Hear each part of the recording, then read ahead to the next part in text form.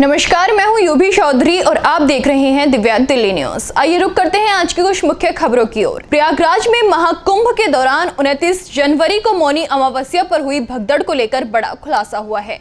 सरकारी आंकड़ों के मुताबिक संगम नोच पर हुई भगदड़ में 37 लोगों की मौत हो गई थी, जिसके बाद उनके परिजनों को 25-25 लाख रुपए का मुआवजा दिया गया। हालांकि अब एक नई रिपोर्ट में बड़ा दावा किया गया है। रिपोर्ट के अनुसार उस दिन कम से कम 82 लोगों की मौत हुई थी। ऐसे में 26 परिवार ऐसे मिले जिन्होंने भगदड़ में अपनों को खोया, लेकिन उनके नाम मृतकों की सूची में शामिल नहीं किए गए। उत्तर प्रदेश की योगी आदित्यनाथ सरकार महाकुंभ को अपनी एक बड़ी उपलब्धि के तौर पर दिखाती रही है। खुद सीएम योगी आदित्यनाथ ने सदन में महाकुंभ में हुई भगदड़ के बारे में जानकारी देते हुए 37 लोगों के मारे जाने की पुष्टि की थी। नई रिपोर्ट के मुताबिक 50 से अधिक जिलों में की गई पड़ताल में से 100 से ज्यादा ऐसे परिवार मिले जिन्होंने भगदड़ में अपनों के मारे जाने की बात को स्वीकार किया है। रुक करते हैं अब अगली खबर की ओर। केरल तट के नजदीक जल रहे सिंगापुर के झंडे वाले जहाज की आग बुझाने की कोशिश आज भी जारी है।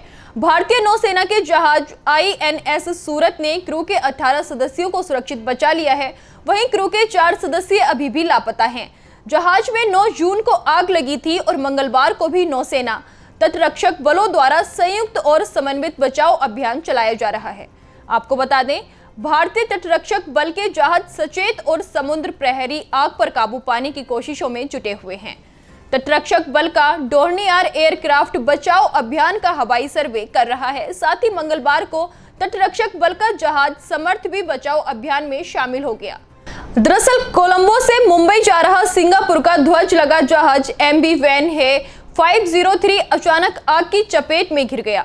आग के चलते जहाज में तेज विस्फोट हुआ। जहाज पर करीब 650 कंटेनर लदे हुए थे, जिनमें से कई कंटेनर समुद्र में गिर चुके हैं। माना जा रहा है कि जिस तेजी से आग धधक रही है, उसकी वजह से जहाज के कंटेनर्स में कोई खतरनाक ज्वलनशील रसायन हो सकता है। फिलहाल जहाज के मालिकों से कंटेनर्स में रखे सामान की जानकारी मांगी गई है।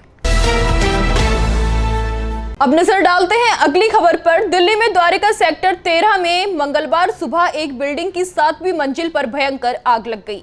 आग इतनी भयंकर थी कि कई लोग आनन फानन में बिल्डिंग से नीचे कूद गए। उनकी हालत गंभीर है और उन्हें अस्पताल में भर्ती कराया गया है। बताया गया कि फायर ब्रिगेड की टीम को सुबह करीब 10 बजे MRV स्कूल के पास एक बिल्डिंग की 7वीं मंजिल पर आग लगने की सूचना मिली। वहीं आग की सूचना मिलते ही फायर ब्रिगेड की 8 गाड़ियां मौके पर पहुंची और आग बुझाने में जुट गईं। फिलहाल आग बुझाने की कोशिश जारी है। वहीं DFS के एक अधिकारी ने बताया कि फिलहाल आग बुझाने का काम जारी है और आग लगने के कारणों का अभी पता नहीं चल पाया है। बॉलीवुड जगत से एक बेहद ही दुखद खबर सामने आ रही है। नाना पाटेकर से लेकर माधुरी दीक्षित, मिथुन चक्रवर्ती, ऋषि कपूर और श्रीदेवी जैसे सितारों के साथ काम कर चुके हिंदी सिनेमा के दिग्गज डायरेक्टर पार्थो घोष नहीं रहे। रिपोर्ट्स के मुताबिक वो लंबे समय से बीमारी से जूझ रहे थे और सोमवार को 100 डेज डायरेक्टर ने आखिरी सांस ली। उनके अचानक निधन की खबर से बॉलीवुड में शोक की लहर दौड़ गई है। पार्थो घोष के निधन से दुखी धक धक गर्ल यानी माधुरी दीक्षित ने उन्हें श्रद्धांजलि अर्पित करते हुए एक पोस्ट शेयर किया है। अब रुक करते हैं अगली खबर की ओर। दिल्ली NCR में गर्मी का प्रकोप जारी है। बीते दिन तापमान इतना ज्यादा रहा कि शरीर को 48.9 डिग्री सेल्सियस जैसी गर्मी महसूस हुई। मौसम विभाग ने अगले 2 दिनों के लिए दिल्ली में ऑरेंज अलर्ट जारी करते हुए लोगों से सतर्क रहने के लिए कहा है। दिल्ली NCR में रविवार को तापमान 43.4 डिग्री सेल्सियस तक पहुंच गया, जो मौसम के औसत से 3.4 डिग्री अधिक है। मौसम विभाग के अनुसार दिल्ली में 12 जून तक बहुत गर्म मौसम बना रहेगा। IMD ने कहा कि दिन का तापमान 44 डिग्री सेल्सियस के आसपास रहने की संभावना है, जबकि रात का तापमान भी 28 डिग्री सेल्सियस के आसपास रहेगा।